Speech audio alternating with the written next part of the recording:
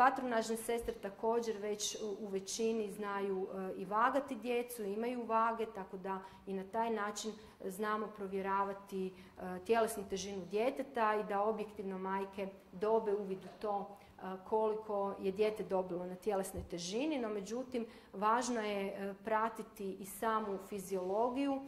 Dakle, dijete na prsima, ako je sve u redu, najčešće ima učestalo stolice koje su gotovo proljevaste, nisu formirane, zlatno-žute su boje.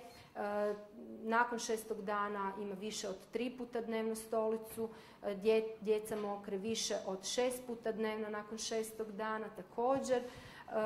Dijete u svakom slučaju, osim što dakle, samim tim dobivanjem na tjelesnoj težini pokazuje i na drugi način da je smireno i mirno, dakle može imati faze spavanja i sat vremena i sat i pol, ali mogu spavati i 3 do 4 sata nakon podoja. Samo je važno znati da onda nakon tih dužih faza podoja će sigurno morati to nadoknaditi, pa će im u sljedećim fazama biti podoji češći.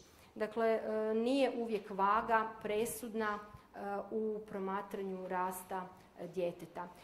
Ono što je važno i kod vas, vi isto na sebi možete primijetiti određene znakove i simptome da je dojenje u redu, da dojenje funkcionira, na način što kad ćete dojiti na jednu dojku, iz druge dojke će vam kapati mlijeko, što ćete imati znakove koji nastaju zbog utjecaja hormona oksitocina na vaš organizam, pa ćete i u tijeku dojenja biti žedni ili osobito nakon podoja, tako da je dobro pripremiti si tekućinu u sebe koju volite popiti.